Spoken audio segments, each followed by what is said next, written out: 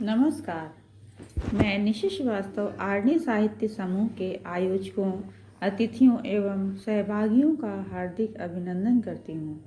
मैं उत्तर प्रदेश की राजधानी लखनऊ में रहती हूँ। मुझे अपना शहर बहुत पसंद है, जिसे नवाबों का शहर भी कहा जाता है। मेरी शैक्षिक योग्यता एमए बीएड है। मैं सन 1988 से अध्यापन कार्य कर रही हूँ। मेरी हिंदी और संस्कृत भाषाओं में विशेष रुचि है।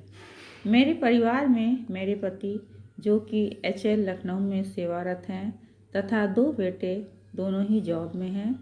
बड़े बेटे का विवाह जनवरी में हुआ है, अतः अब मुझे बहू के रूप में एक बेटी भी मिल गई है।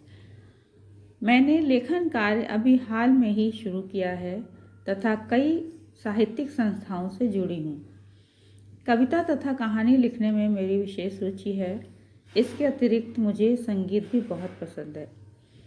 मैं डॉक्टर मीनू पांडे जी की बहुत बहुत आभारी हूँ, जिनके माध्यम से आज मुझे यूट्यूब चैनल पर अपनी लघु कथाएं प्रस्तुत करने का सौभाग्य प्राप्त हुआ है। अब मैं अपनी कहानियाँ प्रस्तुत करने जा रही हूँ। आशा है आप सबको पसंद आएगी। मेरी पहली लघु कथा है, जिसका शीर्षक है सच्ची मित्रता। रघु और रवि घनिष्ठ मित्र थे। रवि के पिताजी शहर के एक नामी वकील थे, जबकि रघु के पिताजी रिक्शा चलाकर परिवार का पालन पोषण करते थे। रघु और रवि सहपाठी थे और दोनों ही पढ़ने में तेज थे। कक्षा में प्रथम स्थान पाने के लिए दोनों में प्रतिस्पर्धा रहती थी। उनके विद्यालय में कक्षा में प्रथम स्थान प्राप्त करने वाले छात्र छात्रा को छात्रवृत्ति प्रदान की जाती थी। रघु के घर की आर्थिक स्थिति अच्छी नहीं थी, अतः वह 2-3 छोटे बच्चों को ट्यूशन पढ़ाकर विद्यालय की फीस जमा कर पाता था। इसके विपरीत रवि के घर की आर्थिक स्थिति सुदृढ़ थी।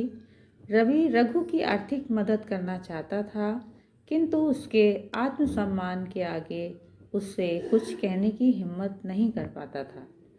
दोनों की वार्षिक परीक्षाएं आने वाली थीं, अतः रघु और रवि दोनों ही जी तोड़ मेहनत कर रहे थे। उनका पाठ्यक्रम समाप्त हो चुका था।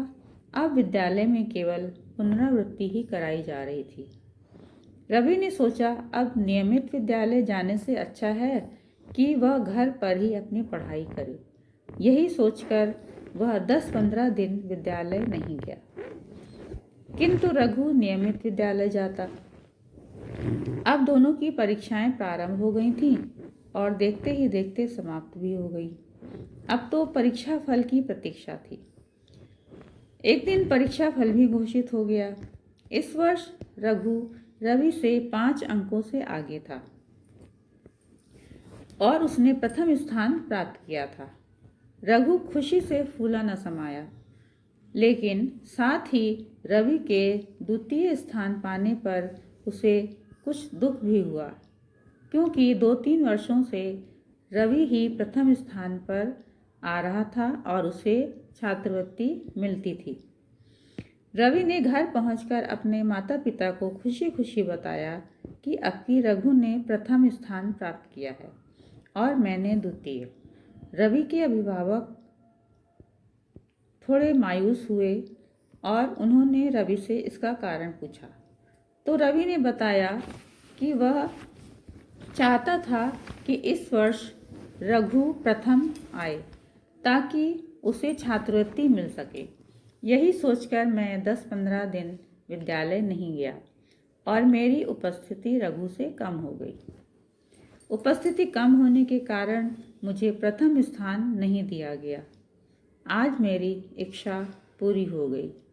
रवि के अभिभावक उसके इस निर्णय पर बहुत प्रसन्न हुए और रवि को गले लगाते हुए बोले, तुमने आज सच्ची मित्रता निभाई है। मुझे तुम पर गर्व है। धन्यवाद।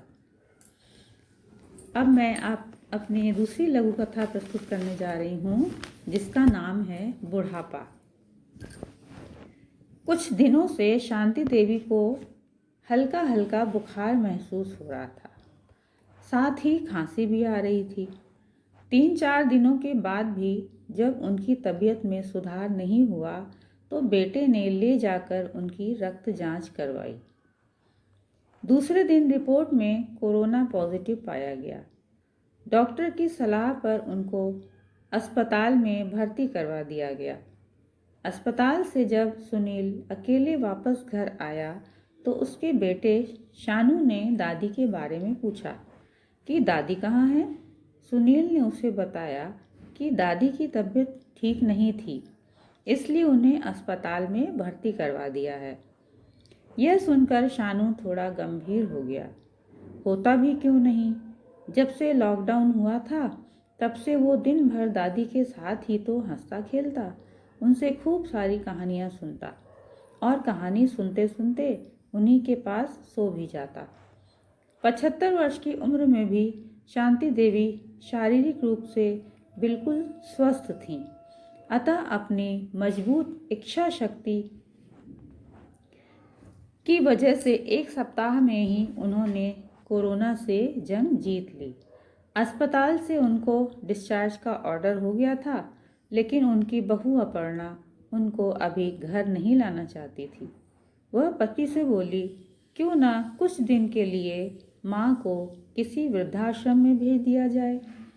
उनके यहाँ आने से कहीं हम लोग भी कोरोना की चपेट में ना आ जाएं। पत्नी की बात सुनकर उसे ऐसा लगा जैसे किसी ने उसके कानों में खौलता तेल डाल दिया हो।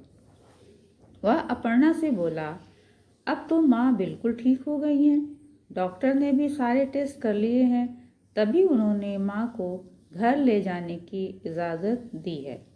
अपर्णा बोली, अरे मैं तो कुछ दिनों के लिए ही कह रही हूँ, जैसे इतने दिन अस्पताल में रहीं वैसे ही कुछ दिन वृद्धा आश्रम में ही रह लेंगी। सुनील ने विचार किया और अपर्णा की बातों से सहमत होते हुए लेकिन बेमन से माँ को वृद्धाश्रम छोड़ आया और 1 सप्ताह बाद आकर ले जाने को कहा। 1 सप्ताह बीत गया पर सुनील नहीं आया।